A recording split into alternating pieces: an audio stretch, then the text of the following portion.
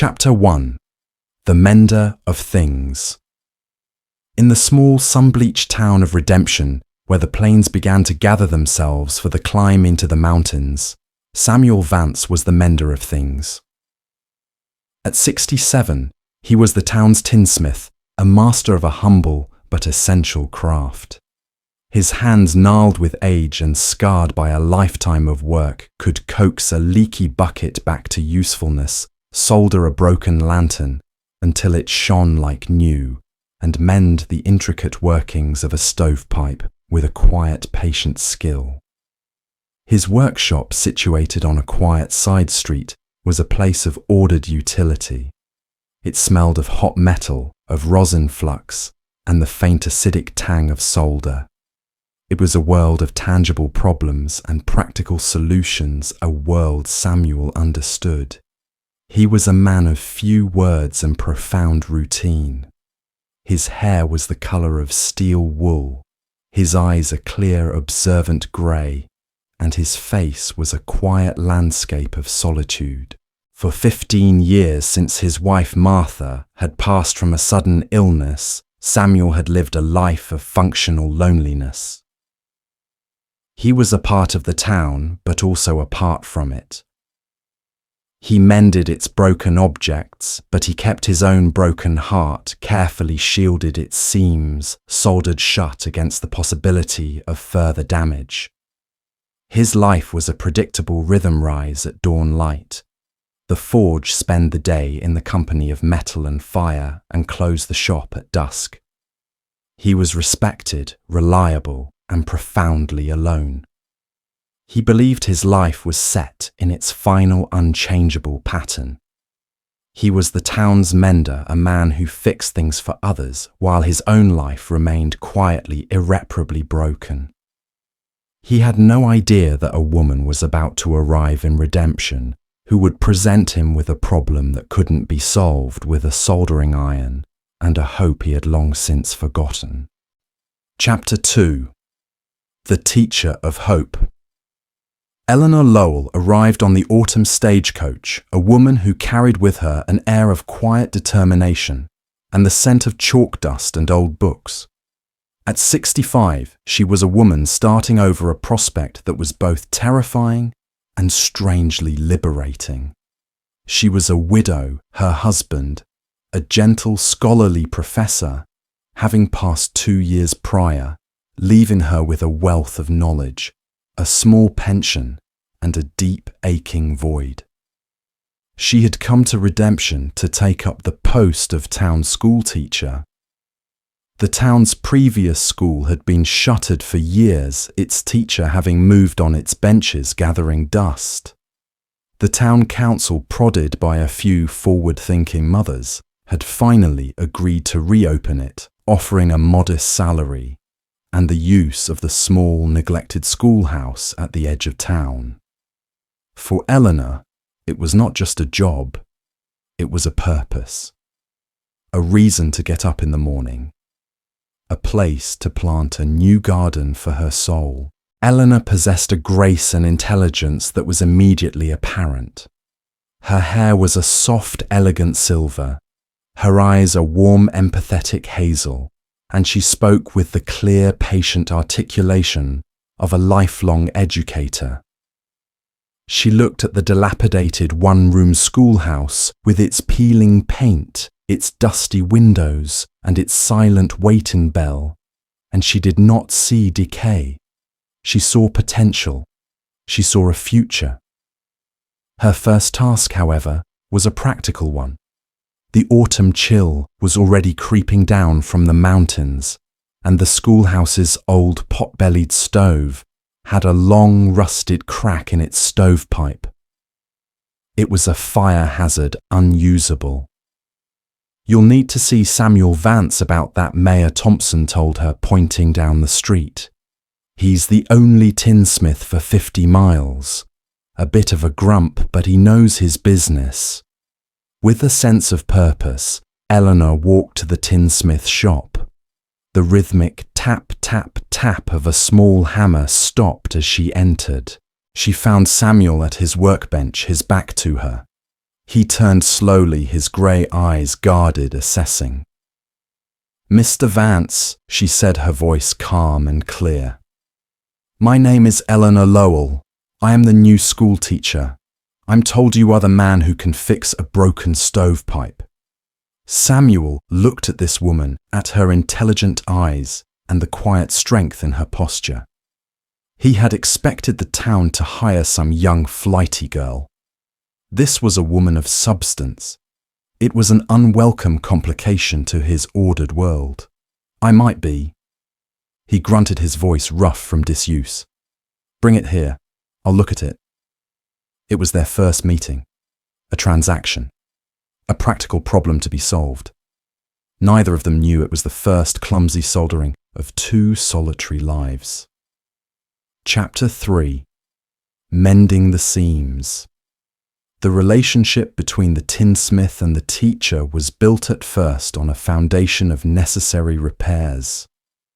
After the stovepipe, it was the school's old handbell, its clapper having come loose. Then it was the metal clasps on the window shutters. Each time Eleanor would visit the workshop, and each time the silence between them would be a little less awkward, the conversations a little less brief. Samuel found himself looking forward to her visits. She didn't chatter aimlessly like some of the other townswomen. She spoke of books of ideas, of her plans for the children. She saw the skill in his work, asking intelligent questions about the different types of solder and the properties of metal. For the first time in years, someone was seeing him, not just the function he performed. He began to leave small repaired items for her on her schoolhouse steps, a mended bucket for carrying water, a newly fashioned pointer for her blackboard's silent offerings from his quiet world. Eleanor in turn saw beneath his gruff exterior. She saw the profound loneliness in his eyes, but she also saw a deep, abiding kindness. She saw the way his large, scarred hands could perform acts of incredible delicacy. She began to bring him small tokens from her world, a jar of marmalade, a recent newspaper from back east, a book of poetry she thought he might like. One afternoon, he came to the schoolhouse to deliver the repaired window shutters. He found her on a stepladder struggling to hang a large hand-drawn map of the United States. Without a word, he took the map from her, climbed the ladder, and hung it perfectly straight. He stayed for a cup of tea. They sat in the quiet schoolroom, surrounded by the scent of old wood and new beginnings. "My Martha," Samuel said suddenly, breaking a long silence as he looked at the children's small, empty desks. She always wanted to be a teacher. It was the first time he had spoken his wife's name to a stranger in over a decade. The confession hung in the air, fragile and precious. "My Thomas," Eleanor replied softly, meeting his gaze. He would have loved this. He believed a library and a school were the twin pillars of a civilized life. In that moment, they were no longer just the tinsmith and the teacher. They were Samuel and Eleanor, a widower and a widow, two people sharing the quiet weight of their pasts.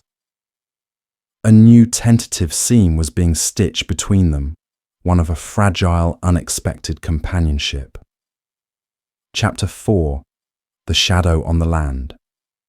Just as their friendship was beginning to bloom, a shadow fell over Redemption. The shadow had a name, Jedediah Croft. Croft was a wealthy, ruthless land baron from the capital, a man who bought up land not for what it was, but for what it could be. He saw land as an asset on a ledger, and he had set his sights on the valley's water. He arrived with a team of lawyers and surveyors, his presence as cold and unwelcome as an early frost. His plan was simple and brutal. He had discovered that the creek that supplied the entire town, including the small spring that fed the schoolhouse, well originated on a large parcel of unclaimed federal land high in the hills. He intended to purchase that land and dam the creek, creating a reservoir. He would then sell the water rights back to the very town he was holding hostage. The town was thrown into a panic. Their entire existence, their farms, their livestock, their homes depended on that creek. The council protested, but Croft's lawyers were masters of their craft. The law, they argued, was on his side. The most immediate and critical point of conflict was the schoolhouse. It sat on a small plot of land that was, according to the town's old, poorly drawn maps, ambiguously bordered. Croft's surveyors, with their modern, precise equipment, produced a new map, claiming that the schoolhouse and its well actually sat on the edge of the very land he intended to purchase. He delivered an ultimatum to the town council: cede the land and the schoolhouse to him as part of the deal, or he would cut off their water immediately. The council was paralyzed with fear. Some argued for fighting, others for surrendering to the inevitable. To Eleanor, it was a nightmare. The small sanctuary she had just begun to build, the future she was nurturing for the town's children, was about to be bulldozed by a rich man's greed. She felt utterly helpless. That evening, she found Samuel waiting for her on the schoolhouse steps. He had heard the news. "This is not right, Eleanor," he said, his voice a low, angry rumble. "But what can we do, Samuel?" she asked, her own voice trembling. "He has the law, the money, the power." Samuel looked at the schoolhouse, at the small garden she had started to plant, at the hopeful future it represented. Then he looked at her, at the fear and despair in her eyes. The quiet, solitary Tinsmith, the man who had spent 15 years avoiding the town's troubles, made a decision. "He has his maps," Samuel said, a strange new light in his grey eyes. "But this town is older than his surveyors. He thinks the story of this land is written in his legal documents, but I have mended the pots and pans of every family that has ever lived here. I know where the real stories are kept. He wants to fight with paper. We will fight with memory." Chapter 5. The Tinsmith's Archive. Samuel's workshop, once a fortress of solitude, became the headquarters of a quiet rebellion. He and Eleanor spent their evenings poring over a strange and unique collection of documents, Samuel's old work ledgers. For 50 years he had kept a detailed record of every item he had ever mended. But he had recorded more than just the object. He had recorded the story. March 1872. Mended a large copper kettle for Mrs. Gable. Kettle dented during the Great Flood when she used it to bail water from her parlour. May 1878. Repaired a silver locket for young Thomas Miller. Locket contained a map he had drawn of his secret fishing spot up by the old Abernathy line fence. His ledgers were a tangible, practical history of the town, a history of droughts, floods, property lines, and family milestones, all told through the medium of broken and mended objects. Croft's claim rests on the idea that the schoolhouse land is undefined. Samuel explained his finger tracing a line in one of his ledgers. "But I know for a fact that the original surveyor, old Mr. Abernathy, used a large, distinctively shaped boulder as his primary boundary marker for this entire section. They called it Abernathy's Anvil. But that boulder isn't on any of the official maps," Eleanor said.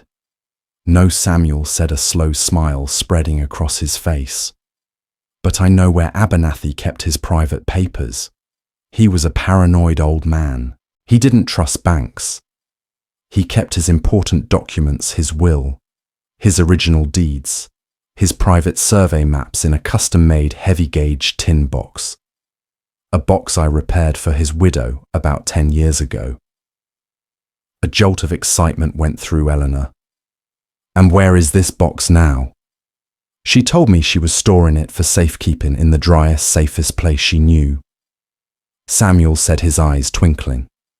The attic of the schoolhouse. Chapter 6. The Treasure Hunt. The attic of the old schoolhouse was a dusty, forgotten world, filled with old desks, forgotten books, and the ghosts of generations of school children. With lanterns in hand, Samuel and Eleanor searched through the clutter. It was a strange and intimate adventure. They were no longer just the tinsmith and the teacher.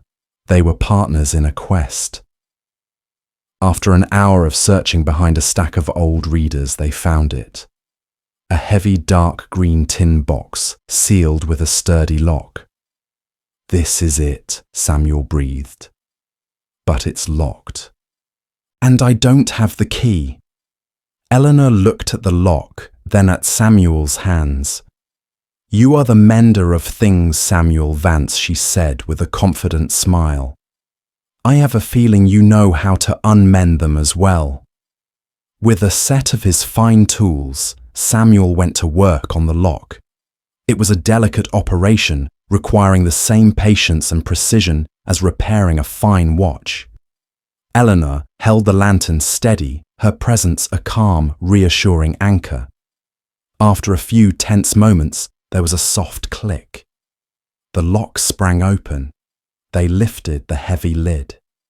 Inside, preserved perfectly by the airtight tin, was a collection of yellow documents. And on top, a hand-drawn map, Abernathy's original survey of the town's northern quadrant. It was a work of art full of detailed notes and drawings, and they're marked clearly with a drawing of a distinctive, anvil-shaped rock was the boundary line. The map showed without a shadow of a doubt that the schoolhouse and its well were situated firmly on land deeded to the town of Redemption for the express purpose of educating its children in perpetuity. They had found it. The proof, the weapon they needed to fight back. As they stood in the dusty, lantern-lit attic, surrounded by forgotten history, they looked at each other. The thrill of their discovery, the shared sense of purpose, had broken down the last of their reserves. In that moment of triumph, Samuel saw not just a partner, but a brilliant, courageous woman who had reawakened his heart. Eleanor saw not just a kind, solitary man, but a hero who had stepped out of the shadows to defend her and the future of the town. He reached out and gently brushed a cobweb from her silver-streaked hair. The gesture was simple, but it was charged with a profound intimacy. "Eleanor," he began, his voice rough with emotion, but she simply smiled, her eyes shining in the lantern light, and placed a finger on his lips. "Later, Samuel," she whispered. "First, we have a dragon to slay." Chapter 7. The Town Hall. Showdown. The town hall meeting was packed. The air was thick with tension and fear. Jedediah Croft stood at the front, flanked by his lawyers, his face a mask of smug confidence. He presented his final legally binding offer, making it clear that if the town did not accept, the dam would be built and the water would be cut off by the end of the week. The council was on the verge of capitulating. Mayor Thompson was pale, his hands trembling. Then the back doors of the hall opened. Samuel Vance and Eleanor Lowell walked in. All eyes turned to them. Mayor Eleanor said, her voice clear and strong, ringing through the silent hall. "Before you vote, we ask that you consider new evidence regarding the true ownership of the schoolhouse land." Croft laughed a short, barking sound. New evidence, madam. My surveyors are the best in the territory. Your sentimental attachments are irrelevant. This is not about sentiment, Mr. Croft, Samuel said, stepping forward. He unrolled the old hand-drawn map on the council's table. This is about history and the law. He explained what they had found, pointing to Abernathy's clear markings, to the unmistakable drawing of Abernathy's anvil, a landmark every older resident in the room recognized instantly. He then presented the accompanying deed, which clearly stated the land was a perpetual trust for the town's children. The mood in the room shifted. A murmur of excitement and hope ran through the crowd. Croft's lawyers rushed forward, examining the documents, their faces growing grimmer by the second. They knew what Samuel knew: an original notarized deed and survey map from the town's founder would hold up in any court, superseding any later surveys. Croft's face was purple with rage. His entire plan, his leverage, had depended on his claim to the schoolhouse land. Without it, his position was significantly weakened. He had been beaten not by a fancy lawyer, but by a quiet tinsmith and a piece of history found in an old tin box. This changes nothing, he blustered. I still own the headwaters. That may be so, Eleanor said, her voice calm and cool. She turned to address the townspeople. But now we have a choice. We can bow to a man who tried to steal the future from our children, or we can stand together. We can find other sources of water. We can build cisterns. We can adapt. Redemption was built by people who faced hardship together. We are still those people. A farmer from the back stood up. She's right. We won't be bullied. Another voice shouted, We stand with the school. The cry was taken up by others, the room filling with a roar of unified defiance. The town had found its courage. Jedediah Croft looked at the sea of determined faces. He was a man who understood power, and he saw that it was no longer on his side. He had lost. He gathered his papers and without another word stormed out of the town hall, his grand plans in ruins. Chapter 8. A new beginning. The victory was a profound one. The town, united by the crisis, rediscovered its spirit of community and resilience. They began working together on new water projects, their shared purpose making them stronger than ever. That evening, a celebration was held in the town square. A great bonfire was lit, its light dancing on the joyful faces of the townspeople. Samuel and Eleanor stood slightly apart from the crowd near the steps of the now safe schoolhouse.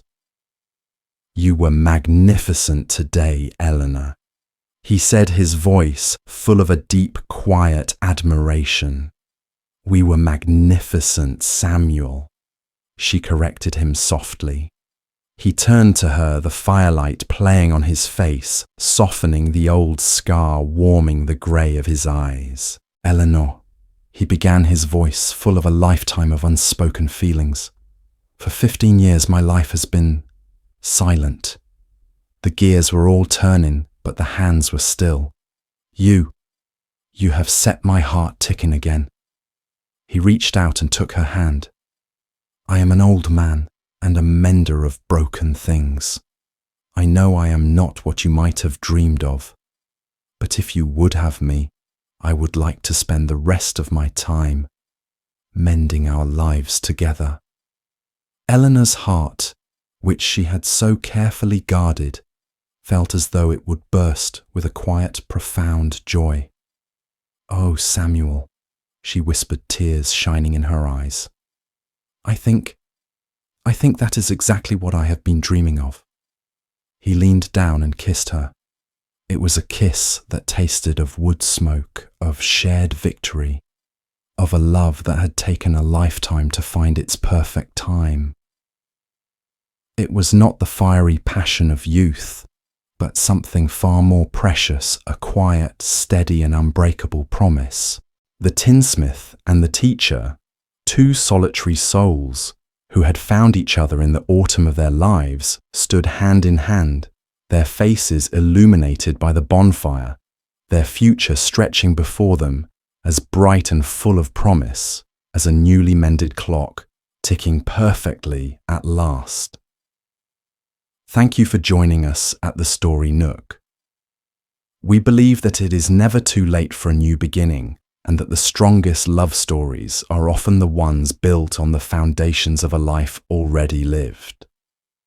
If this story of second chances and quiet courage mended a small piece of your own heart, please consider liking this video and subscribing for more tales. We look forward to sharing our next chapter with you.